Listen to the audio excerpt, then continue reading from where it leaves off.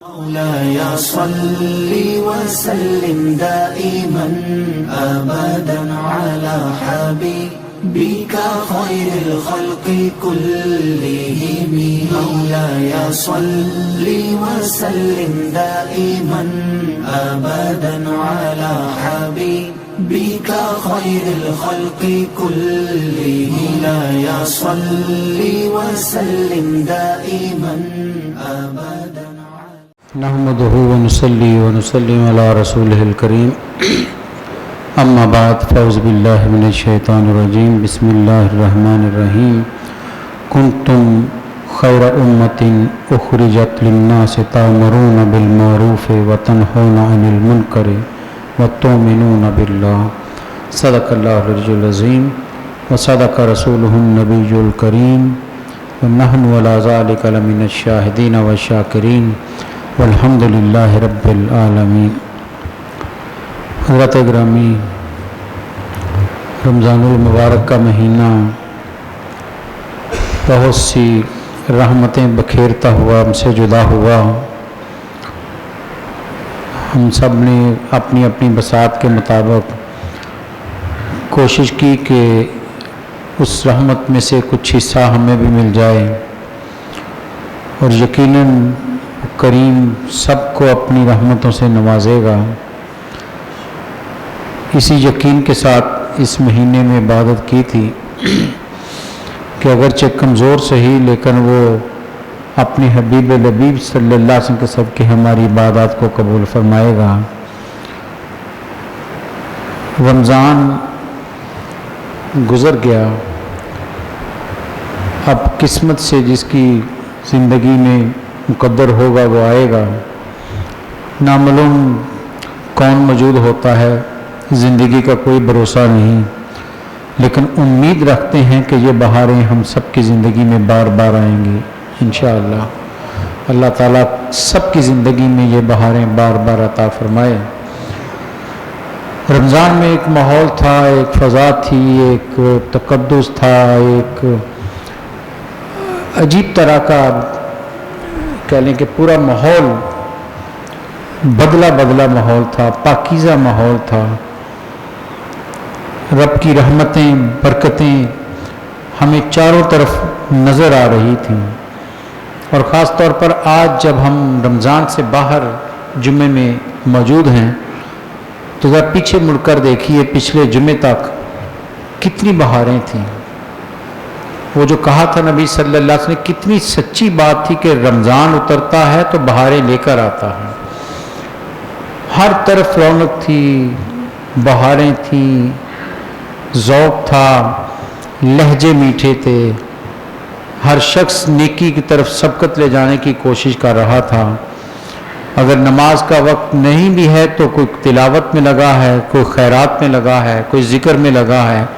یعنی پوری زندگی کا ایک رخ متعین ہو گیا تھا کہ ہم کس کے بندے ہیں.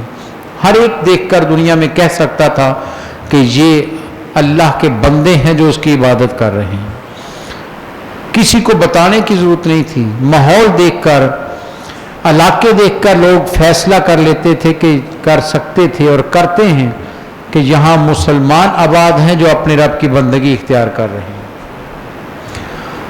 رمضان تو گزر گیا. پچھلے جمعہ میں بھی رمضان کے حوالے سے کچھ باتیں عرض کی تھیں کہ رمضان کچھ ہمارے لیے لمحہ فکریہ چھوڑ کر جاتا ہے، سوچنے کی باتیں ہیں، کچھ سوالات چھوڑ کر ذہنوں میں جاتا ہے، جھنجھوڑتا ہے. اور آج وہ سوال کتنے سچے سامنے آ رہے ہیں کہ ایک چاند کیا طلوع ہوا، پورا ماحول پھر بدل گیا. ایک چاند طلوع ہوا تھا، ماحول پاکیزگی کا بن گیا تھا، تقدس کا بن گیا تھا، عبادت کا بن گیا تھا. ہر شخص عبادت کا ذوق لیے بھاگا پھر رہا تھا. اور ایک چاند طلوع ہوا کہ ہم سب بھول گئے، ہمیں یاد بھی نہ رہا، ہمیں وہ لطافتیں، وہ سعادتیں، وہ برکات سب کچھ ہم نے لپیٹ کر رکھ دیے ہیں. تو سوچئے گا کیا اللہ رب العزت جس کو ہم مانتے ہیں، یہ دعویٰ ہمارا ہے دنیا میں یہ صرف مسلمانوں کا دعویٰ ہے کہ وہی وحدہ لا شریک ہے، اور ایسا وحدہ لا شریک ہے کہ ہر طاقت اس کے ہاتھ میں ہے، ہر قوت اس کے ہاتھ میں ہے، سمیع بھی ہے، بصیر بھی ہے، وہ قدیر بھی ہے، وہ ہر ایک کے معاملے سے خبردار بھی ہے، وہ تنہائی میں کرے یا محفل میں کرے، روشنی میں کرے، اندھیرے میں کرے، دل میں بات کرے یا زبان سے اظہار کرے، ہم اس رب کو ماننے والے ہیں جو سب کی خبر رکھتا ہے۔ یہ دنیا میں کسی کا ایمان نہیں ہے، یہ پکی بات ہے۔ عیسائیت کے یہاں آج عقیدہ تثلیث ہے، 3 خداؤں کو مانتے ہیں، وہ شرک کر رہے ہیں۔ وہ یہودیوں کے ہاں حضرت عزیر کو اللہ کا بیٹا کہا گیا، باقی جتنے غیر اسلامی مذاہب ہیں ان میں تو خداؤں کی لائن لگی ہے ہمارے قریب ہندوستان میں، اب چلے جائیے، ان گنت خدا ہیں، ہر کام کا الگ الگ خدا، لیکن پھر بھی جب غصہ آتا ہے تو اس کو مارتے بھی ہیں۔ عجیب بات ہے، ہم جس تہذیب کے بڑے رسیہ اور دلدادہ ہو جاتے ہیں کبھی اس پر غور نہیں کرتے ہیں، کبھی دیکھا وہ جب کام نہ ہو اس کا تو ہندو اپنے بھگوان کو فزیکلی مارتا ہے، گالیاں دیتا ہے کہ میرا کام کیوں نہیں ہوا۔ کیا اسلام میں ایسا ہو سکتا ہے؟ گئے سے گیا انسان بھی، گزرے سے گزرا انسان بھی، گناہ گار سے گناہ گار انسان بھی کبھی رب کی شان میں گستاخی نہیں کر سکتا۔ اس کی دعا قبول ہو یا نہ ہو، ایمان یہی رکھتا ہے کہ سنتا وہی ہے۔ یہ جو توحید کا پیغام دیا تھا یہ فقط اسلام کے پاس ہے، ملا تو سب کو تھا، ہر نبی نے اسی پیغام کی دعوت دی تھی، لوگوں نے آمیزش کر لی، ملاوٹیں کر لیں۔ اگر کھری حدیث سچی توحید اگر کہیں ملتی ہے تو وہ اسلام میں ملتی۔ نبی صلی اللہ علیہ وسلم نے کتنا بڑا جملہ ہے، فرمایا کہ اب مجھے اپنی امت سے شرک کا کوئی ڈر نہیں ہے، میں نے توحید یوں سکھا دی ہے۔ کتنی بڑی توحید سکھا دی ہے، وہ جو پتھروں کو سجدے کرتے تھے وہ سرور انبیاء کو بھی سجدہ نہیں کر رہے ہیں۔ سوچئے تو صحیح، اس سے بڑی توحید کیا پہچان کروائی جا سکتی؟ جو پتھروں کو سجدہ کرتے تھے، ہر بادشاہ کے سامنے جھکتے تھے، ہر طاقتور کے سامنے سجدہ کرتے تھے، ناک رگڑتے تھے، امام الانبیاء کی بارگاہ میں سجدہ نہیں کرتے تھے۔ اظہار کیا کہ بڑے بڑے بادشاہوں کے درباروں میں لوگ استقبال کرتے ہیں، جب بھی آتے ہیں سجدے میں جھکتے ہیں، آپ تو امام الانبیاء ہیں، آپ تو کائنات کے بادشاہ بن کر آئے ہیں۔ فرمایا خبردار، سجدہ فقط میرے رب کو زیبا ہے، آؤ میں بھی تمہارے ساتھ اسی کو سجدہ کرتا ہوں۔ کیا یا نہیں کیا؟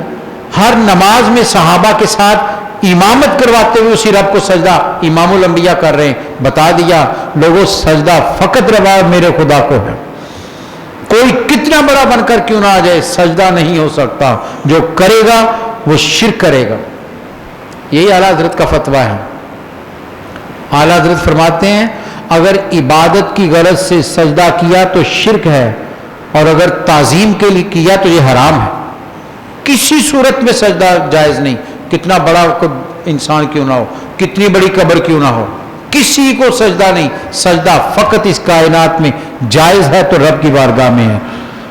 میرے نبی صلی اللہ علیہ وسلم نے خود اپنے عمل سے اس کی بارگاہ میں سر سجدے میں رکھ کر سبحان ربی جلالا کا نغمہ گا کر بتا دیا، ارے جب اتنا بڑا وجود اس کو سجدے کر رہا ہے تو وہ کتنا بڑا ہوگا۔ سوچو تو صحیح، کتنا بڑا وجود ہے وہ جس کے سامنے امام الانبیاء سجدے کر رہا ہے۔ تو توحید فقط اگر آج خالص ملتی ہے تو اسلام میں ہے۔ اور ہمارا ایمان کیا ہے توحید کے بارے میں؟ فقط یہی نہیں کہ وہ ایک ہے، یہ تو ایمان کا حصہ ہے کہ وہ ایک ہے، لیکن صرف یہی توحید نہیں ہے، جب تک ہم خدا کو ساری صفات اور افعال کے ساتھ نہ مانیں توحید کامل نہیں ہوتی۔ صفات کیا ہیں اس کی؟ یہ جتنی اسماء الحسنہ سارے اس کی صفات ہیں۔ اس کی صفت کیا ہے؟ سمیع ہے، سنتا ہے، وہ سننے والا ہے، وہ بصیر ہے، وہ دیکھنے والا ہے۔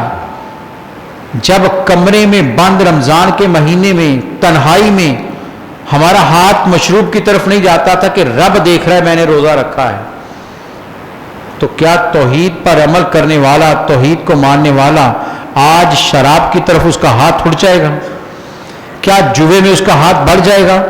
کیا بدکاری میں اس کا قدم اٹھ جائیں گے؟ کیا خدا کا ہم نے دو حصوں میں بانٹ رکھا ہے؟ نعوذ باللہ.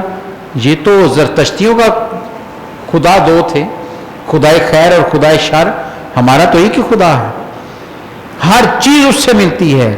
ارے ابراہیم علیہ السلام کی بڑی خوبصورت قرآن نے ذکر کیا، جو کچھ بھی انسان کو ملتا ہے خدا کی طرف سے آتا ہے. یہی ہے نا ایمان. صحت ملے وہ دیتا ہے، اگر تکلیف آئی ہے تو وہ بھی رب کی مرضی سے آتی، ویسے نہیں آتی. لیکن ابراہیم علیہ السلام کا ایمان کیا ہے؟ میرا جملہ سنیے، قرآن نے کیا خوبصورت، یہ توحید ہے. ہر اچھائی رب کی طرف منسوب کرو، کبھی گلا رب کی طرف منسوب نہ کرو، کوئی بری بات اس کی طرف منسوب نہ کرو. ابراہیم علیہ السلام درس دے رہے ہیں کیا؟ وَإِذَا مَرَضْتُ فَهُوَ يَشْفِينِ. یہ نہیں کہا وہ مجھے بیمار کرتا ہے تو شفا بھی وہ دیتا ہے. ہوتا تو یہی ہے، یہی ہوتا ہے نا. لیکن ابراہیم علیہ السلام کیا کریں؟ توحید کا سب سے بڑا علمبردار اس دنیا میں، جسے رب نے اپنا دوست بنا لیا اس بنیاد پر کہ اس سے بڑا توحید کو ماننے والا کوئی نہیں. کیا کہا؟ وَإِذَا مَرَضْتُ. لوگوں جب میں بیمار ہوتا ہوں شفا وہ دیتا ہے. یہ نہیں کہا وہ مجھے بیمار کرتا ہے، پھر میں بیمار ہوتا ہوں. اور میں کیوں بیمار ہوتا ہوں؟ اپنے اعمال کی وجہ سے، اپنے اعمال کی وجہ سے، اپنے رویوں کی وجہ سے بیماری مجھے لگتی ہے. اور جسمانی بھی لگتی ہے، روحانی بھی لگتی ہے. جسمانی بیماری کا تو ہم کہہ دیتے ہیں بخار ہو گیا، فلاں ہو گیا. روحانی بیماری بھی تو ہمارے اعمال سے لگتی ہے. جب ہم کسی کے بارے میں برا سوچیں گے تو یہ بھی بیماری ہے جو دل کو لگتی ہے. جب کسی کے بارے میں ہم منافقت کریں گے، یہ بھی قرآن نے کہا ہے فی قلوبہم مرض فزادہم اللہ مرضا. قرآن کہتا ہے ان منافقوں کے دلوں میں مرض ہے، ہم نے ان کے مرض کو بڑھا دیا. تو ہمارا توحید کا ایمان کیا ہے کہ ہمارا رب جس طرح رمضان میں پوری طاقت اور قوت کے ساتھ موجود تھا، سن رہا تھا، دیکھ رہا تھا، عنایات کر رہا تھا، آج بھی وہی پروردگار کائنات کو چلا رہا ہے. کیا یہ ایمان ہے یا نہیں ہے نا؟ یہ ایمان. رب وہی ہے جو رمضان میں عطا کر رہا تھا، جو رمضان میں جس کے ڈر سے ہم کمرے میں بند ہو کر پانی نہیں گھونٹ نہیں پیتے تھے، آج بھی وہی رب سب پر نظر رکھے ہوئے ہے. لا یدرک الابصار وہو یدرک. قرآن نے کہا ہے کہ تم کوئی آنکھ اس کا ادراک نہیں کر سکتی، احاطہ نہیں کر سکتی، لیکن وہ سب کو گھیرے ہوئے، سب پر اس کی نظر ہے، سب کو دیکھ رہا ہے. وہ دیکھتا ہے پتھر کے اندر پلنے والے کیڑے کو بھی. اگر نہ دیکھے تو رزق کون دے؟ دیکھتا ہے تو رزق دیتا ہے. وہ پانی کی تہ میں پیدا ہونے والی مخلوق پر نظر رکھے ہوئے ہے. اگر نظر نہ ہو تو اسے خوراک کہاں سے ملے؟ اس کی ہر چیز پر نظر ہے. وہ کائنات میں اس کی قوتیں کم یا زیادہ نہیں ہوتی، کبھی بڑھ گئی کبھی کم ہو گئی. یہ بھی ذہن میں رکھیے، ہمارے خدا کی قوتیں ازل سے ہیں، ابد تک ہیں اور ایک جیسی ہیں، کوئی ان میں فرق نہیں ہے. یہ نہیں ہوتا کہ اس مہینے میں بڑھ جاتی اس مہینے میں کم، نہیں. وہ ازل سے جن قوتوں کا حامل ہے، قیامت ازل سے ابد تک انہی قوتوں کا حامل رہے گا. یہ بندہ ہے، کبھی طاقتور ہوتا ہے، کبھی کمزور ہو جاتا ہے، کبھی جوانی میں ہر چیز اس کی مضبوط ہوتی ہے، ذرا بڑھا پائے تو کمزوری آ جاتی ہے. یہ انسانی وجود ہیں، رب کے ہاں یہ کمزوریاں نہیں ہیں. وہ ازل سے پوری قوتوں کے ساتھ موجود ہے اور ابد تک انہی قوتوں کے ساتھ رہے گا. آیت الکرسی کو پڑھیے، کبھی ہم پڑھتے تو ہیں، کبھی اس پر غور کیجئے. رب اپنی ساری صفات بیان کر رہا ہے اور ان صفات کو پڑھیے اور پھر یقین رکھیے رب پر کہ ہم ایسے خدا کو مانتے ہیں. لا تاخذہ سنۃ ولا نوم. ہم اس خدا کو مانتے ہیں جسے نیند تو دور کی بات اونگ بھی نہیں آتی. اور علماء کہتے ہیں اونگ کیا ہوتی ہے؟ وہ کہتے ہیں یہ لمحاتی غفلت ہوتی، لمحاتی، ذرا سی دیر کے لیے آتی گزر جاتی. ایک لمحہ گزرتا ہے انسان غافل ہو جاتا ہے، جھٹکا لگتا ہے نیند کا. اور میں رب اس سے بھی پاک. اتنا ہمادن بیدار خدا، اتنا ہمادن بیدار، کوئی لمحہ اس پر غفلت کا نہیں آتا. جب اتنا ہمادن بیدار ہے تو بتائیے کون سی چیز اس سے مخفی رہ سکتی ہے؟ غفلت میں انسان کو خبر نہیں ہوتی کیا ہو گیا، نیند میں پتہ نہیں ہوتا کیا گزر گئی رات اس پر، قیامت گزر گئی اسے خبر نہیں، نیند میں تھا، بے ہوشی میں تھا. رب کے ہاں یہ نہیں ہے. ہم اس خدا کو مانتے ہیں. یقین رکھیے اس خدا پر, خدا کی توحید کو کامل اس کی صفات کے ساتھ مانیے. واجبی نہ مانیے کہ ایمان ہے خدا ہے, نہیں, پورے شعور کے ساتھ مانیے. پھر دل ڈرے گا اس سے, پھر دل کانپتا ہے. کتنی بڑی ذات ہے وہ, کتنا بڑا وجود ہے وہ, جس کی بارگاہ میں ہم جو چاہے آرام سے کہہ دیتے ہیں. یہاں تو چھوٹا سا منصب کا عہدیدار لوگ اس کے سامنے بات کرتے ہوئے پہلے جان کی امان طلب کرتے ہیں کہ میں اجازت ہو تو بات کروں. وہ کتنا کریم ہے, ساری قوتوں کا مالک ہے, بندے کو کتنی اجازت دی کہ جو چاہے مانگ لو, جب چاہے مانگ لو. جھوٹ ہے یا نہیں ہے؟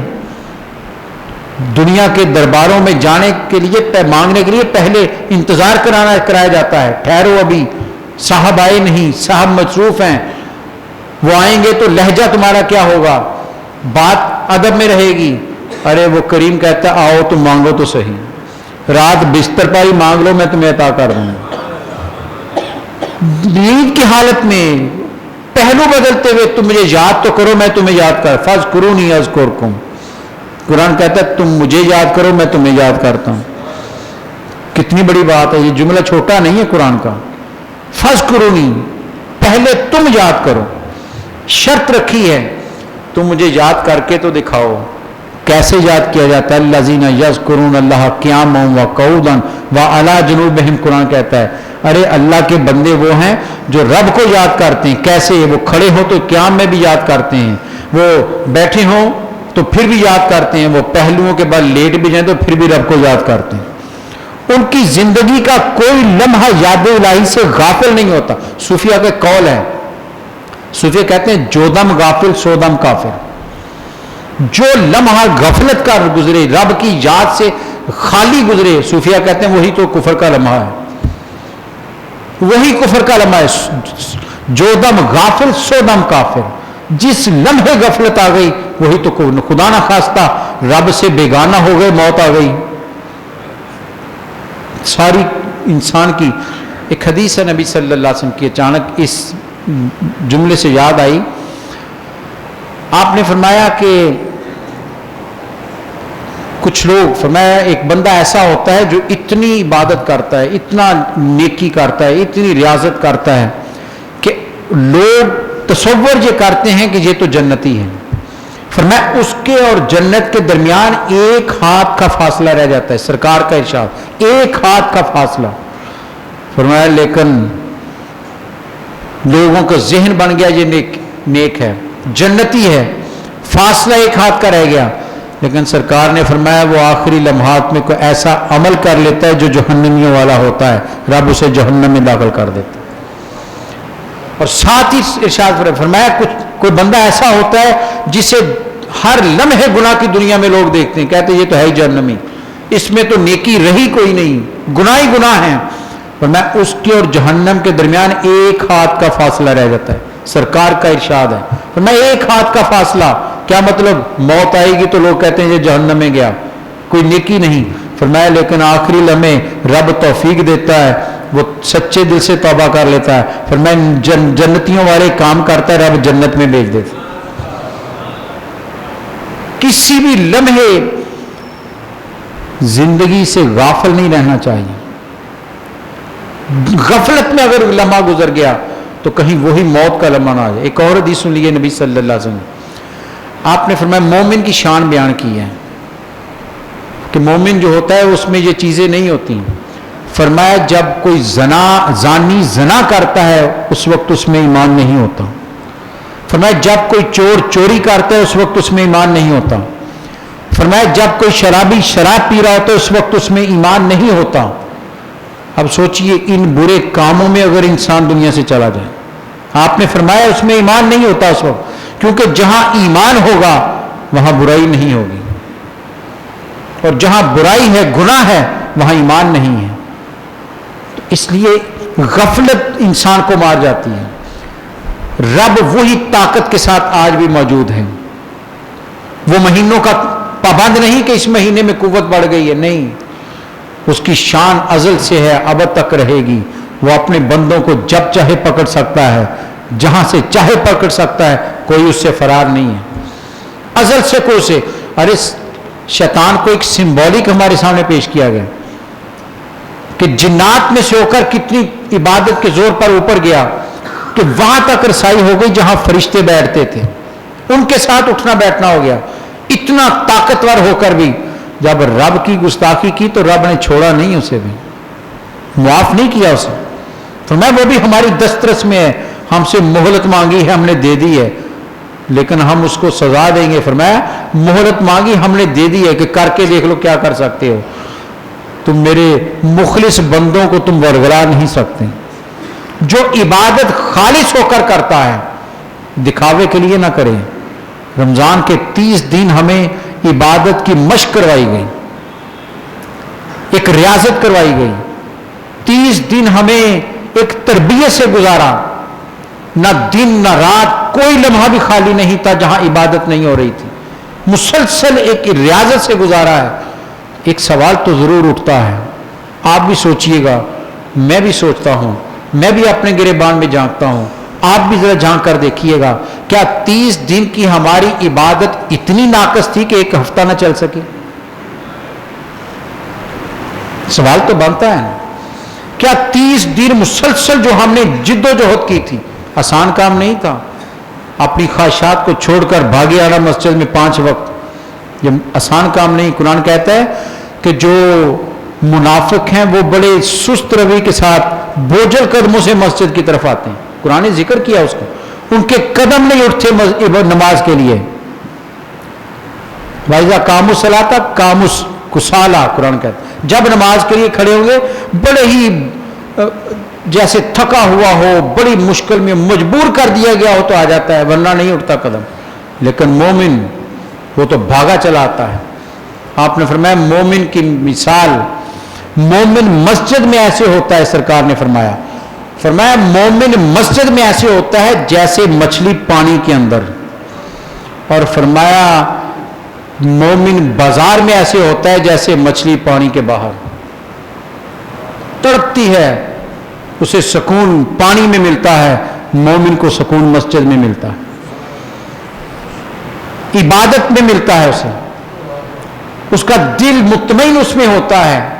ذکر اللہ بذکر اللہ تطمئن القلوب، رب نے تو بربرا کہہ دیا.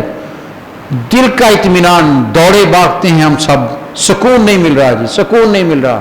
رب کا کلام تو پڑھیے، وہ کہتا ہے نہیں ملے گا، نہیں ملے گا. ہاں چاہتے ہو اللہ کے ذکر میں آ جاؤ. الا بذکر اللہ تطمئن القلوب، ذکر رب کا جو ہے دلوں کو اطمینان دیتا ہے، سکون دیتا ہے. اور ذکر کی سب سے بڑی مثال کیا ہے، سب سے بڑا ذکر کا طریقہ کیا ہے؟ اقیم الصلاۃ لذکری. قرآن کہتا ہے ذکر میرا کرنا چاہتے ہو نماز میں آ جاؤ. اقیم الصلاۃ لذکری، میرے ذکر کے لیے نماز قائم کرو، کیونکہ نماز سراپا ذکر الہی ہے. اس میں کسی اور کی حمد نہیں ہے، کسی اور کی ثنا نہیں ہے، کسی اور کی تعریف نہیں ہے. پوری کی پوری نماز بندگی کا اظہار ہے. مسلسل پہلی تکبیر تحریمہ سے لے کر، بلکہ اس سے بھی پہلے آپ جب رخ سیدھا کرتا ہے کعبے کی طرف تو بتا دیتا ہے میں کسی دنیا دار کی طرف نہیں، میں رب کی طرف اپنا چہرہ کر رہا ہوں.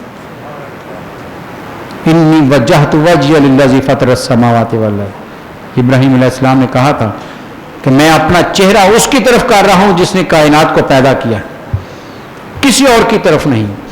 تو اس لیے سوچئے گا آپ بھی، اس سوال کا جواب اپنے اندر سے لی گیا. نبی صلی اللہ علیہ وسلم سے پوچھا گیا یا رسول اللہ صلی اللہ علیہ وسلم ہمیں کیسے پتا چلے کہ یہ نیکی کا کام ہے، یہ برائی کا کام ہے، کہاں سے پتا چلے؟ فرمایا استفت قلبک، اور کما قال فرمایا دل سے فتویٰ لے لو. کسی کے پاس جانے کی ضرورت، فرمایا دل سے فتویٰ لو. پوچھا یا رسول اللہ وہ کیسے؟ فرمایا نیکی کا کام وہ ہے جسے کرنے کے بعد اندر سکون آ جائے، اور فرمایا برائی کا کام، برا کام، گناہ کا کام وہ ہے جسے کرنے کے بعد اندر بے چینی پیدا ہو جائے اور تو چھپاتا پھرے، لوگوں کو خبر نہ ہو، لوگوں کو خبر ہونے سے ڈرتا رہے، چھپائے اسے اور اندر ایک بے چینی لگ جائے. فرمایا وہ برا کام ہے. رب نے مفتی تو اندر بٹھا دیا ہے، اندر ہر انسان کے اندر ایک مفتی بٹھا دیا جو بتا دیتا ہے غلط کیا ہے صحیح کیا ہے. تو سوال پوچھیے اس اندر کے مفتی سے کہ میں نے 30 دن بڑے ذوق کے ساتھ عبادت کی، فجر سے لے کر تراوی تک، جو لمحہ ہی نماز کا نہیں تھا تلاوت میں لگا ہوا تھا، تسبیح کر رہا تھا، کسی کی مدد کر رہا تھا، خیرات بانٹ رہا تھا، مسلسل عبادت کر رہا تھا، تو کیا اس عبادت میں اتنا بھی اثر نہیں ہے؟ رب تو کہتا ہے، سورہ کہف پڑھیے آپ، حضرت موسیٰ علیہ السلام اور حضرت خضر کا واقعہ، جہاں حضرت خضر علیہ السلام نے وہ بچے کو، وہ دیوار کو سیدھا کیا تھا، تو موسیٰ علیہ السلام نے کہا اس بستی نے تو ہمیں کھانا نہیں پوچھا، آپ ان کی دیوار سیدھی کر رہے ہیں. تو انہوں نے کہا کہ اس کی وجہ کیا ہے، جو لاجک بتائی، وجہ بتائی. فرمایا اس دیوار کے نیچے 2 یتیم بچوں کا خزانہ ہے، ان کا باپ نیک تھا، اس لیے نیک باپ کی اولاد ہونے کی وجہ سے میں اس کی حفاظت کر رہا ہوں تاکہ وہ جوان ہو کر خزانہ لے لیں. رب نے اپنے خاص بندے کو ان بچوں کی کفالت کے لیے، نگرانی کے لیے مقرر کر دیا، جس کے اوپر نیکی ہوتی ہے، نیکی نسلوں میں اثر کرتی ہے. یہ ذہن میں رکھی، طاقت اس کی اتنی ہے. تو کیا 30 دن کی نیکی ایک ہفتہ بھی نہ چل سکی؟ قرآن سے اسی طرح دوری ہو گئی، نماز سے اسی طرح دوری ہو گئی. تو کیا رب نے نماز نعوذ باللہ موقوف کر دی ہے؟ کیا مساجد سے اذان نہیں اٹھ رہی؟ الحمدللہ آج بھی ہر مسجد کے مینار سے اللہ اکبر کی آواز آتی، حی علی الصلاح کی آواز آتی، اور تا قیامت آتی رہے گی انشاءاللہ. کون ہے جو اس پر لبیک کہتا ہے؟ کیا وقتی طور پر لبیک کہنا نہیں. نبی صلی اللہ علیہ وسلم کی حدیث کا مفہوم ہے، فرمایا نیکی تھوڑی کر لو لیکن مستقل کر لو، نیکی میں دوام اختیار کرو. نعرہ مار دیا جوش میں کہ میں جناب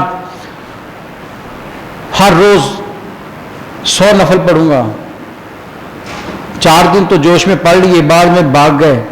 فرمایا نہیں، تم 5 وقت کی نماز ہی پڑھ لو، اس پر مستقل ہو جاؤ. فرمایا جس نیکی پر دوام حاصل ہو جائے، جو نیکی تمہاری زندگی کا حصہ بن جائے، سمجھ لو وہ رب کو قبول ہو گئی. وہ تھوڑی عبادت رب کو قبول ہے جو مستقل ہوتی ہے. آیا تھا نا صحابی کہ سنا ہے آپ اللہ کے نبی، فرمایا اللہ نے مجھے نبی بنایا. کہ جی کیا کرنا ہے؟ فرمایا ایمان لاؤ، کلمہ پڑھو. اس نے کلمہ پڑھا. جی اب فرمایا 5 نمازیں پڑھنی ہیں. اس نے کہا جی کم یا زیادہ؟ فرمایا 5. اس نے کہا جی آپ سے وعدہ 5 ہی پڑھوں گا، نہ زیادہ کروں گا نہ کم کروں گا. اس کے علاوہ فرمایا رمضان کا مہینہ ہے تو روزے رکھنے ہیں. اس نے کہا جی اس کے علاوہ؟ فرمایا نہیں رمضان کے روزے ہیں. اس نے کہا جی آپ سے وعدہ رمضان کے روزے رکھوں گا، نہ کم کروں نہ زیادہ کروں گا، اس سے زیادہ بھی نہیں رکھوں گا لیکن کم بھی نہیں کروں گا. اور فرمایا اگر اللہ توفیق دے حج کرو زندگی میں 1 مرتبہ. اس نے کہا جی آپ سے وعدہ اگر استطاعت ہوئی تو 1 حج ضرور کروں گا، نہ زیادہ کروں گا نہ کم کروں گا. یہ وعدہ آپ سے کیا اور کہا مجھے اجازت دیجیے، میں نے اپنے قبیلے میں جانا ہے. آپ نے خوشی خوشی سے اجازت دی. حدیث کہتی جب مسجد سے گزر رہا تھا میرے سرکار نے صحابہ سے کہا صحابہ اگر دنیا میں چلتا پھرتا جنتی دیکھنا ہے تو اسے دیکھ لو. اس نے نہیں کہا کہ میں تہجد میں کھڑا ہوں گا، میں ساری رات نفل پڑھوں گا، سارا دن روزے رکھوں گا، میں ہر مہینے روزے رکھوں. نہیں کہا اس نے جو اسلام کے فرائض تھے ان کا اعلان کیا کہ میں اس پر مستقل رہوں گا. فرمایا جو انہی فرائض پر دوام لے جاتا ہے وہ جنت کا حقدار بن جاتا ہے. نیکی وہ کیجئے جو مستقل زندگی کا حصہ بن جائے. ایسی نیکی، اس لیے بزرگ جو تھے وہ ایسے وظیفے نہیں دیتے تھے جو انسان کو مشکل میں ڈال دے، بلکہ بہت سے بزرگوں کے بارے میں سنا وہ کہتے تھے تمہارا وظیفہ یہی ہے کہ تم 5 وقت کی نماز پڑھو. ارے اس میں کمال حاصل کر لو، اس میں پکے ہو جاؤ، اس سے بڑا وظیفہ کیا ہے کہ تیرا سر دن میں 5 مرتبہ رب کی بارگاہ میں جھک جائے. جس سر میں بہت سے خناس ہوتے ہیں، بہت سے فطور ہوتے ہیں، بہت سے تکبر ہوتے ہیں، یہ رب کی بارگاہ میں دن میں 5 مرتبہ خود جھکا لو، اس سے بڑا انعام کیا ہوتا ہے. تو اس لیے حضرات گرامی رمضان گزرا ہے، اب ہمیں اپنے حالات کا جائزہ ضرور لینا چاہیے، ہر شخص کو لینا چاہیے، میرے سمیت سب کو. کیا ہماری وہی عادات رہی ہیں؟ ٹھیک ہے رمضان میں ہوتا ہے کہ ہر شخص ایک ہی وقت میں فارغ ہوتا ہے، اکٹھے آ جاتے ہیں، اب مصروف ہیں اپنی اپنی جگہ پر، کیا وہاں پر ہم حق ادا کر رہے ہیں؟ کیا نمازیں اسی طرح 5 ادا ہو رہی ہیں جہاں جہاں موجود ہیں؟ کہیں ایسا تو نہیں کہ وہ اقبال نے کہا تھا مسجد مرثیہ خواہیں کہ نمازی نہ رہے، یعنی وہ صاحب اوصاف حجازی نہ رہے، مسجد مرثیہ کہہ رہی ہیں۔ اور اقبال ہی نے کہا تھا، یہ شالمی گیٹ کے آگے مسجد ہے چھوٹی سی، مسجد شبر، مسلمانوں نے ہندوؤں کے ساتھ جھگڑا ہو گیا، مختلف روایات ہیں، ایک روایت یہ ہے کہ وہ وہاں پر نماز پڑھنی شروع کی تھی تو ہندوؤں نے کہا یہ یہاں نماز کیوں پڑھتے ہیں، ہم یہاں مندر بنائیں گے۔ انہوں نے ڈی سی کی عدالت میں، مجسٹریٹ کی عدالت میں کیس کر دیا، تو مسلمانوں نے آپس میں فیصلہ کیا، ان کے وکیل نے کہا کہ آپ یہاں مسجد تعمیر کر دو تاکہ کل جب عدالت میں جائیں تو ہم کہیں مسجد تو تعمیر ہے، مسجد کھڑی ہے، یہ کیسے وہاں مندر بنا سکتے ہیں؟ تو کہتے ہیں راتوں رات لوگوں نے ایک رات میں ساز و سامان اکٹھا کیا، عورتیں سروں پر پانی بھر بھر کر لا رہی تھیں کہ وہاں کون سے سامان ایسے ہوتے، راتوں رات فجر کی نماز سے پہلے مسجد تعمیر ہو گئی، جسے مسجد شبر کہتے ہیں۔ علامہ اقبال کو پتہ چلا، چند دن کے بعد آپ تشریف لائے مسجد میں، اور اس وقت انہوں نے فی البدی ایک شعر کہا، وہ کیا خوبصورت شعر ہے ان کا کہ مسجد تو بنا دی شبر میں ایمان کی حرارت والوں نے۔ کتنا ایمان میں حرارت ہے، کتنی قوت ہے، راتوں رات مسجد کھڑی کر دی۔ ایمان مسجد تو بنا دی شبر میں ایمان کی حرارت والوں نے، من اپنا پرانا پاپی ہے برسوں میں نمازی بن نہ سکا۔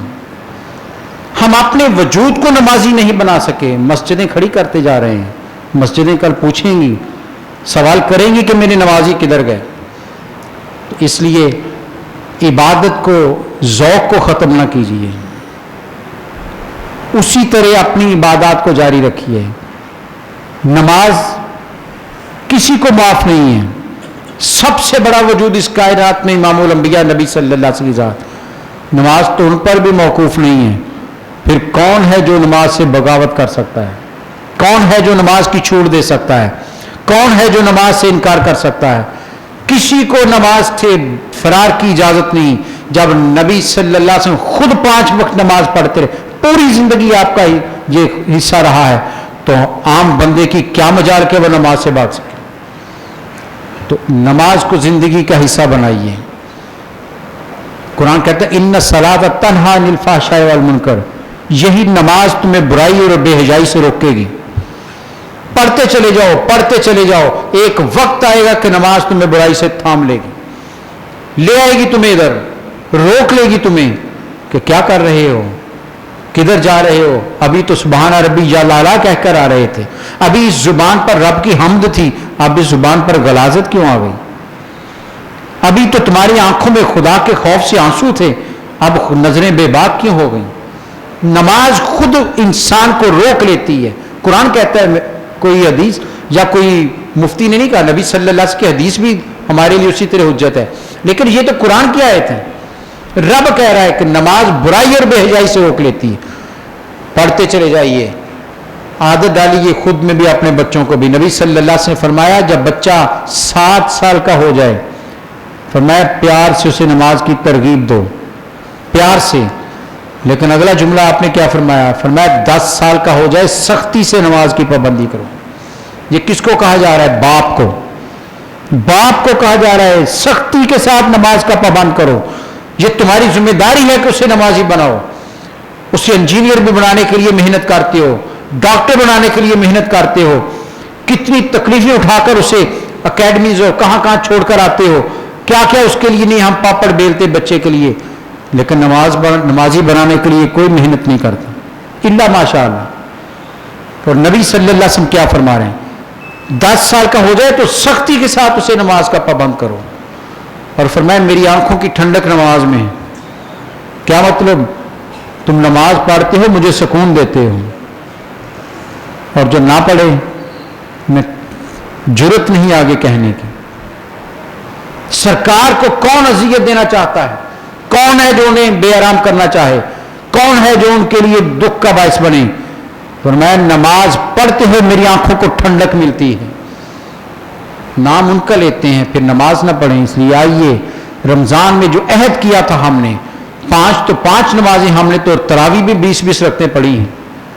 صلاۃ تسبیح کی لمبی رکعت میں کتنی کھڑے رہے ہم. آدھی رات کو مسجد بھری ہوئی تھی صلاۃ تسبیح میں. نوافل میں یہ کیفیت تھی.